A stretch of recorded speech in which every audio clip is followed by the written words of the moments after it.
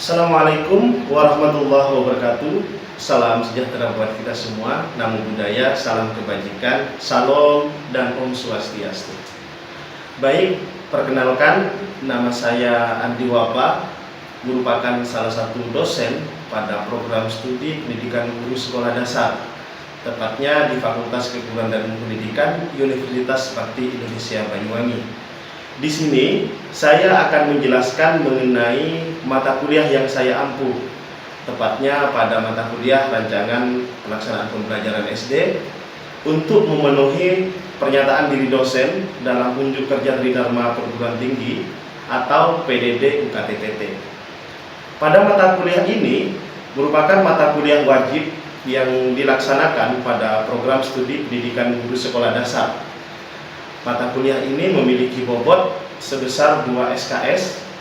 Kemudian adapun materi yang disampaikan di dalam mata kuliah rancangan pembelajaran SD, salah satunya adalah yang pertama menganalisis kurikulum dan pengembangan silabus. Kemudian yang kedua adalah kata kerja operasional. Yang ketiga pendekatan dan strategi pembelajaran. Yang keempat model pembelajaran. Yang kelima skenario pembelajaran dan evaluasi pembelajaran di SD. Yang keenam pengembangan modul pembelajaran SD dan modul P5. Yang ketujuh media pembelajaran. Kemudian yang kedelapan adalah rancangan pelaksanaan pembelajaran. Baik, adapun CPL pada mata kuliah rancangan pembelajaran SD, yang pertama adalah bertakwa kepada Tuhan Yang Maha Esa dan mampu menunjukkan sikap religius. Yang kedua, menguasai konsep kurikulum, pendekatan strategi, model, metode teknik, bahan ajar, media, dan sumber belajar yang inovasi sebagai guru kelas di sekolah dasar. Yang ketiga, mampu menunjukkan kinerja mandiri, bermutu, dan terukur. Yang keempat, mampu menerapkan dan mengembangkan kurikulum, pendekatan model, metode, teknik, bahan ajar, media, dan sumber belajar yang inovatif melalui perancangan pelaksanaan pembelajaran di sekolah dasar. Dari CPL tersebut, maka capaian pembelajaran pada mata kuliah ini yang disebut dengan CPNK yang pertama adalah bertakwa kepada Tuhan Yang Maha Esa dan mampu menunjukkan sikap religius. Yang kedua, menguasai konsep kurikulum, pendekatan strategi, model, teknik, bahan ajar, dan media sumber belajar yang inovasi sebagai guru kelas di sekolah dasar.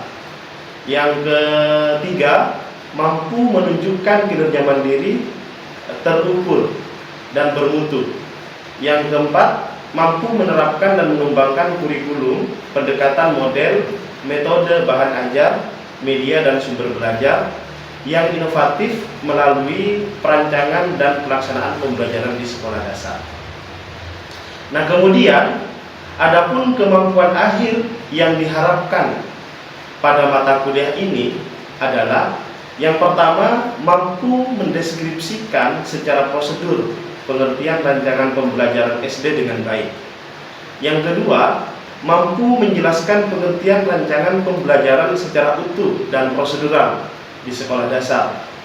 Yang ketiga, mampu mengurutkan rancangan pelaksanaan pembelajaran, prinsip modul pembelajaran, teknik pengembangan modul di SD, langkah-langkah pengembangan silabus di SD. Yang keempat, mampu menganalisis dengan baik dalam pemilihan instrumen yang ada pada modul. Yang kelima, mampu merancang modul sesuai dengan prosedur berdasarkan bidang keahlian secara mandiri. Yang keenam, mampu merancang modul P5 yang baik dengan memperhatikan model, metode, dan teknik di sekolah dasar. Kemudian yang terakhir adalah mampu mempresentasikan hasil rancangan di sekolah dasar secara mandiri dan terukur. Adapun mata kuliah ini dilaksanakan sebanyak 16 kali pertemuan, sudah termasuk ujian tengah semester atau UTS di pertemuan yang ke-8, dan juga merupakan sudah termasuk ujian akhir semester yang dilakukan di pertemuan yang terakhir atau pertemuan yang ke-16. Kemudian untuk melihat beberapa referensi yang saya gunakan di dalam rancangan pembelajaran di SD di sini, saya biasanya menggunakan buku karangan Abbas tentang belajar dan pembelajaran, kemudian juga buku karangan Intiati, pengembangan pendidikan nilai dalam pembelajaran pengetahuan sosial di sekolah dasar. Kemudian saya biasanya lebih menggunakan bukunya Anderson pada tahun 2010, kerangka dengan judul Kerangka Landasan untuk Pembelajaran, Pengajaran, dan Asesmen, karena biasanya lebih banyak digunakan penggunaan kata kerja operasional tentang pengukuran hasil belajar, sehingga pembelajaran ini benar-benar bermutu dan terstruktur. Kemudian yang terakhir, dalam referensi buku yang saya gunakan, saya mencoba menggunakan buku yang ditulis oleh saya sendiri, yaitu pada tahun 2022 diterbitkan dengan judul Model CPS terhadap Hasil Belajar IPS.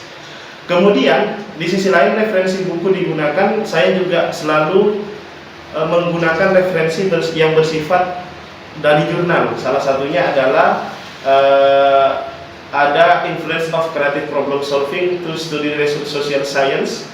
Kemudian ada pengaruh media talintar terhadap kemampuan berhitung perkalian. Kemudian yang ketiga, penerapan CPS berbantuan media daur ulang sampah untuk meningkatkan hasil belajar IPA. Karena mata kuliah ini lebih mengedepankan tentang perencanaan pelaksanaan pembelajaran, maka selalu dikaitkan dengan publikasi yang mencerminkan perbaikan pembelajaran. Kemudian pada kegiatan akhir mata kuliah ini, saya selalu memberikan sebuah penilaian, komponen penilaian yang sudah disepakati bersama mahasiswa melalui kontrak kuliah yang dilaksanakan di pertemuan pertama. Adapun kontrak kuliah yang disepakati dengan mahasiswa dengan bobot penilaian 30% adalah ujian akhir semester, 20% ujian tengah semester, 40% tugas kinerja dan keaktifan, sedangkan 10% adalah kehadiran.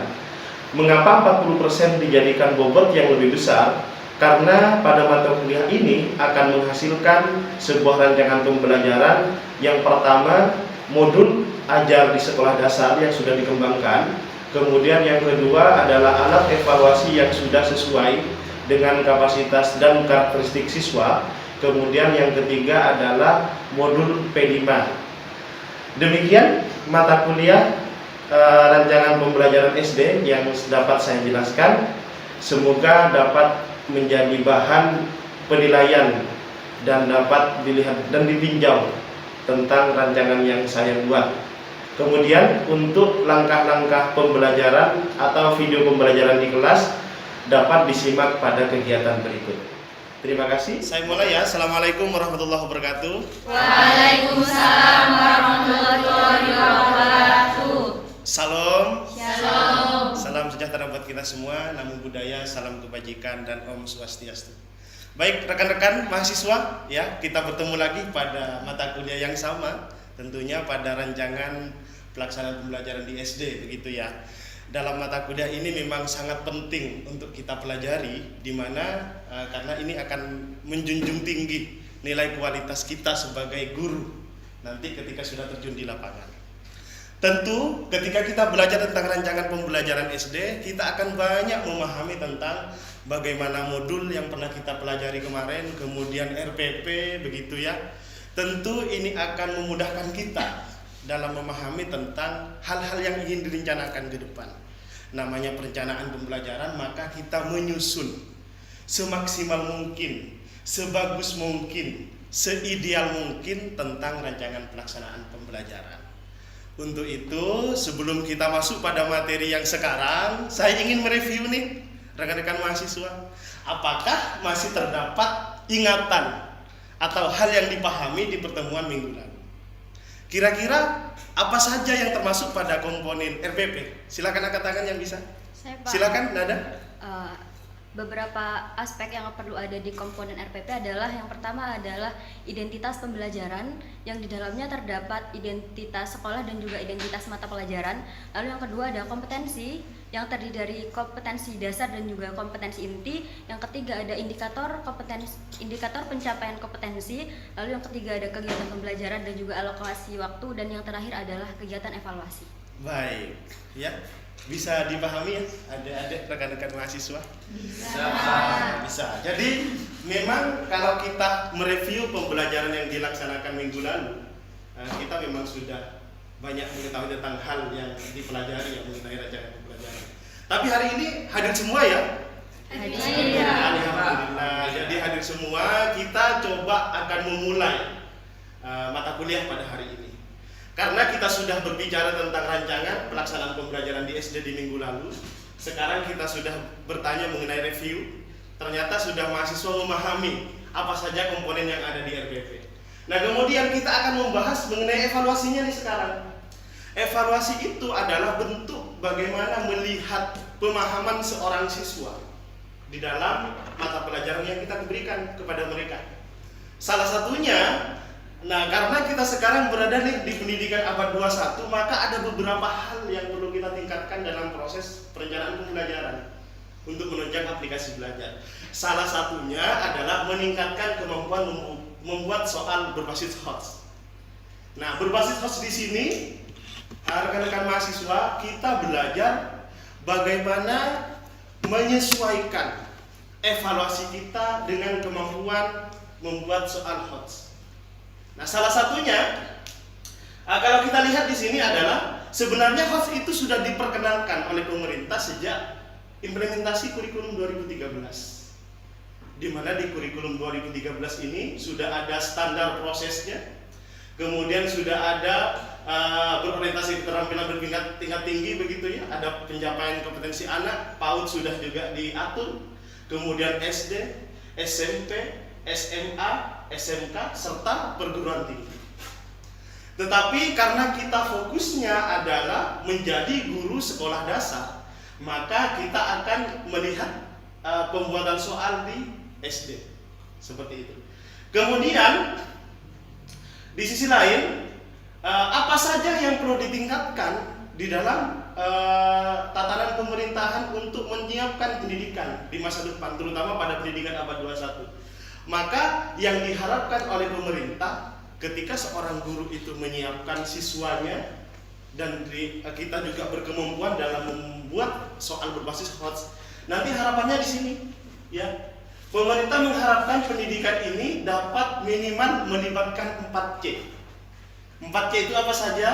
Salah satunya adalah berkolaborasi, di mana siswa sekarang itu harus dituntut ya, seorang guru harus menjadi fasilitator agar siswanya mau berkolaborasi, berdampingan, tidak ada yang bertengkar, tidak ada yang kompetisi dengan melalui iri dengki, tetapi adanya kolaborasi, saling kerjasama dengan siswa yang lain. Kemudian yang selanjutnya adalah mempunyai kemampuan berkomunikasi. Nah, ternyata rekan-rekan mahasiswa, siswa SD sekarang itu kalau dibelajarkan tentang pembelajaran berbasis abad 21, maka mereka itu lebih pandai daripada kita sebagai seorang guru sebenarnya. Karena siswa SD itu sudah mempunyai pengetahuan, baik itu melalui media sosial, karena agen sosialisasi jelas ya, salah satunya adalah media sosial di situ. Mungkin nonton YouTube dan lain semacamnya. Kemudian yang ketiga adalah harus mempunyai kreativitas dan inovasi. Dengan kita belajar membuat soal HOTS, tentu akan berefek kepada kemampuan siswa di dalam menumbuhkan kreativitas dan inovasi. Sehingga ketika siswanya itu sudah berkreatif, kita tidak lagi memperkenalkan bagaimana penyelesaian soal itu harus diatur sedemikian rupa, ada prosedurnya, tidak. Tetapi siswa diberikan keleluasaan menjawab soal tersebut berdasarkan cara dengan jawaban yang sama. Caranya boleh beda, tetapi jawabannya tetap sama. Gitu ya. Nah, di situ untuk bagaimana kita membuat evaluasi di dalam rancangan pembelajaran. Kemudian yang keempat adalah berpikir kritis. Dalam menumbuhkan berpikir kritis, maka seorang guru itu perlu menanamkan pembelajaran yang berbasis masalah. Nah, makanya kemarin itu kita belajar tentang RPP, membuat RPP, kemudian menggunakan model kooperatif atau berbasis masalah. Di situ akan berpengaruh terhadap bagaimana siswa tumbuh secara totalitas tentang berpikir kritis. Berpikir kritis itu adalah ya memecahkan masalah dengan sesuatu yang sangat mendalam begitu ya. Kalau kita kaitkan dengan taksonomi, jadi sudah bukan C1 sampai C3, tapi sudah C4 sampai C6. Oke, selanjutnya mengapa harus HOTS? Ini sebenarnya menyusul masih rendahnya peringkat program for International Student Assessment atau PISA gitu ya. Indonesia ini kan masih berada di bawah gitu ya. Nah, ini tugas kita ya, tugas rekan-rekan mahasiswa sebagai calon guru. Kalau kalian sekarang sudah belajar menjadi guru yang profesional ya, minimal mempunyai 4 kompetensi, maka insya Allah kalian akan menanamkan pendidikan yang sangat luar biasa. Efeknya regenerasi kita itu akan lebih pandai daripada kita, karena harapannya seperti itu. Nah, kemudian ini untuk dasar hukumnya ya, mengapa harus berbasis HOTS. Kemudian di sisi lain juga ini yang perlu kita pahamkan di dalam membuat evaluasi rekan-rekan mahasiswa. Jadi di evaluasi itu perlu menyesuaikan antara KD dan indikator, penggunaan kata kerja operasional utama dengan kata kerja operasional turunan. Nah, kalau mengingat ini C1, kemudian memahami C2, kemudian menerapkan ini C3, kemudian langsung ke C4, C5, dan C6. Yang hal ini akan berbasis dan berpengaruh terhadap pembuatan evaluasi. Makanya selalu saya tekankan rekan-rekan mahasiswa dalam membuat atau mengembangkan sebuah rancangan pembelajaran perlu dikaitkan di sini dengan C4 sampai C6. Ya, khususnya di kelas 4 sampai kelas 6 ini perlu diperhatikan dalam membuat soal, alat evaluasi, serta jangan lupa karena kita ini sering menggunakan bukunya Anderson mengenai evaluasi, maka ketiga ranah itu berbeda jenis evaluasinya. Salah satu contoh kognitif kita menggunakan tes ya, kemudian afektif kita menggunakan kuesioner, kemudian kalau psikomotorik kita menggunakan observasi. Nah, kemudian pertanyaannya adalah siapa yang menyusun evaluasi tersebut? Pastilah seorang guru yang menyusun dengan memperhatikan ini, ya, memperhatikan tabel taksonomi agar tidak keluar dari zona yang diinginkan. Intinya kan tujuan yang ingin kita capai itu sesuai yang kita harapkan, seperti itu.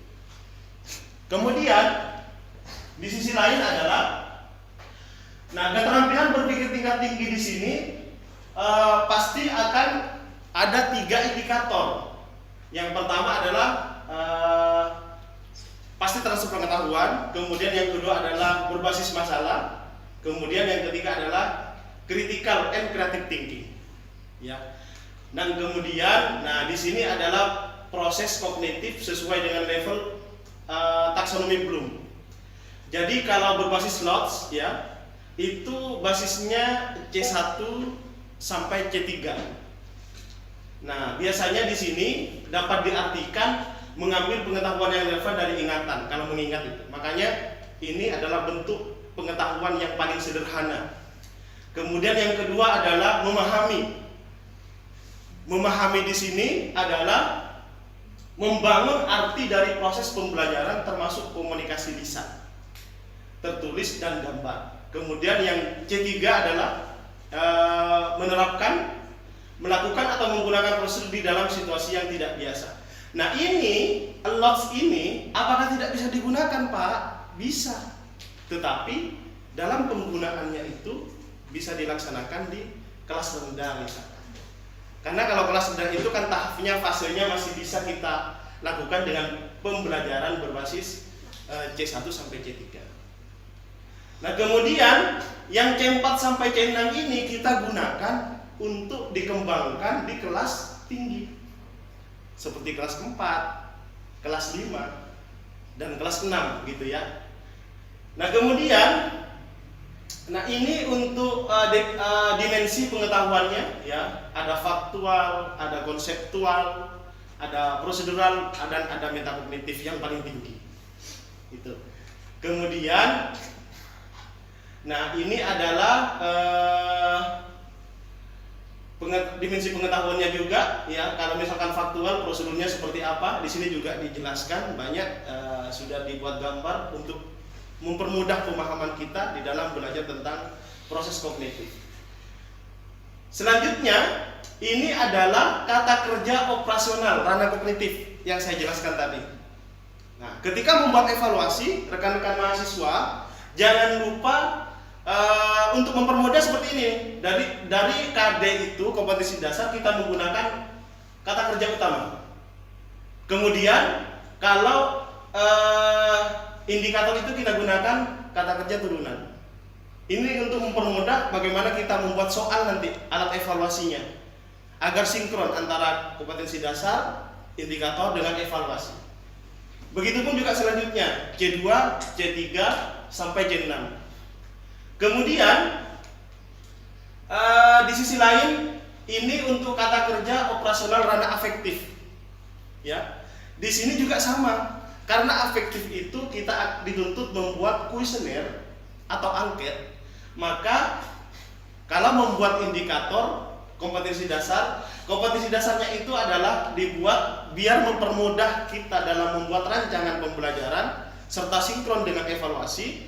Maka yang perlu kita lakukan adalah kata kerja utama ini taruh di kompetensi dasar.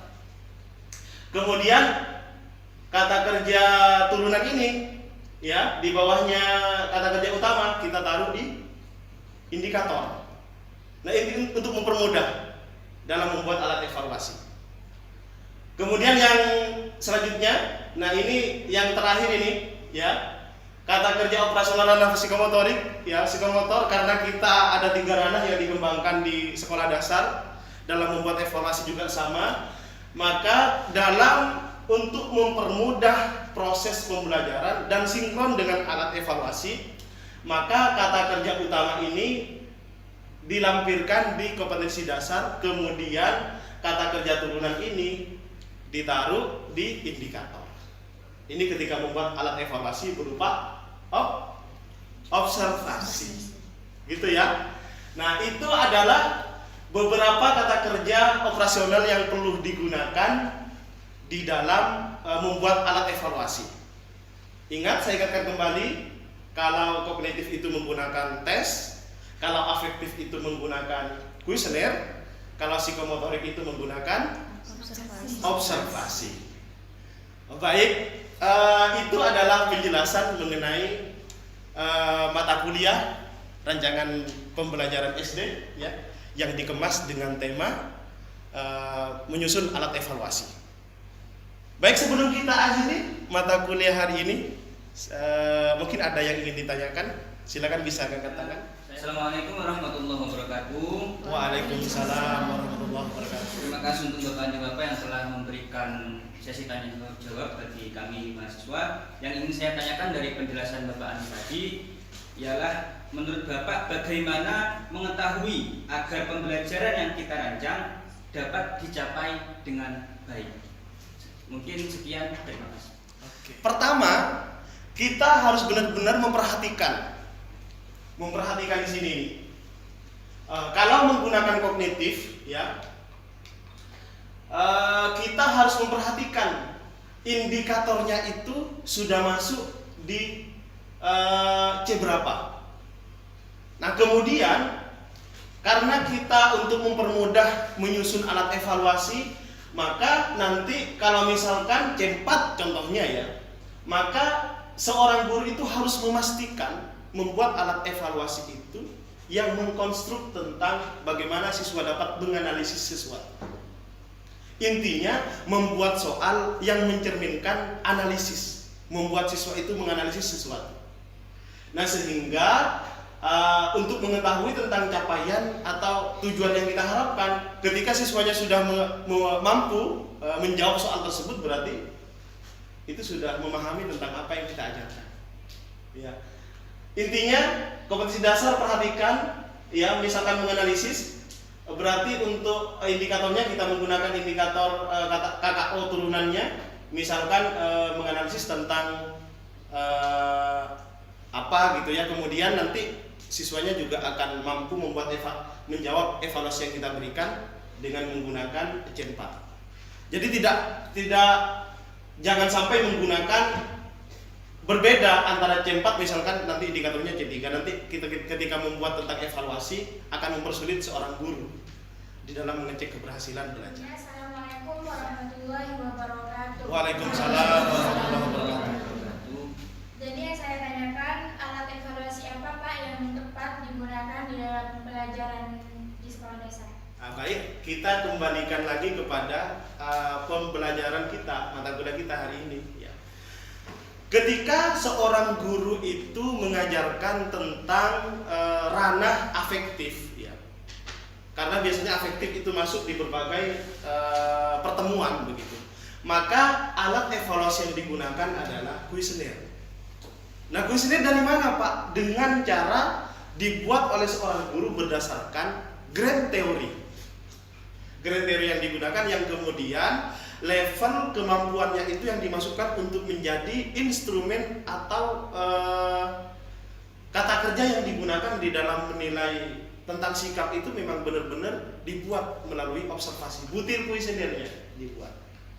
Kemudian kalau misalkan ranah kognitif, ya, kalau tadi afektif, ya, kalau kognitif, maka kita benar-benar harus memastikan membuat soalnya mau jenis soal yang multiple choice atau esai sesuai dengan kapasitas kognitifnya C4, C5 atau C6. Nah, kemudian yang terakhir adalah mengenai psikomotor, ya. Itu juga harus memastikan, guru itu harus memastikan apa saja yang perlu dimasukkan, butir observasi apa yang perlu dimasukkan di dalam alat evaluasi. Contoh misalkan kita mau mengevaluasi tentang kemampuan siswa dalam menampilkan puisi misalkan begitu, ya. Itu kan psikomotor, ya, keterampilan, ya. Benar Pak siswa? Betul. Ya. Jadi itu harus dipastikan apa saja yang masuk di dalam unsur puisi untuk dibuatkan sebuah alat observasi menjadi bahan evaluasi. Seperti itu, ya. Bisa dipahami? Bisa. Kesimpulan pada pembelajaran hari ini tentang evaluasi pembelajaran adalah dalam membuat rancangan pembelajaran perlu memperhatikan karakteristik siswanya. Karena kita sebagai seorang guru akan dituntut untuk memahami semua siswa yang ada di kelas, bukan hanya personal. Apalagi kayak sekarang nih, kita kan multikultural ini. Tentu dalam pembelajaran tersebut memperhatikan masing-masing personal sehingga semuanya dapat diakomodir dengan baik. Membuat rancangan itu perlu menggunakan rancangan yang tepat, terutama dalam memilih KD indikator yang nanti akan berpengaruh signifikan terhadap alat evaluasi yang kita gunakan. Jangan sampai tertukar, perlu dianalisa. Kalau misalkan indikatornya kognitif, jangan sampai alat evaluasinya afektif. Nanti hasilnya tidak sesuai yang kita harapkan, seperti pertanyaan Mas Cahya. Oke, itu yang perlu kita sampaikan hari ini. Jangan lupa minggu depan kita akan belajar lagi mengenai pengembangan dan bobot soal, ya. Hari ini kita akhiri. Wallahul muwaffiq ila aqwamit thoriq. Wassalamualaikum warahmatullahi wabarakatuh. Waalaikumsalam warahmatullahi wabarakatuh.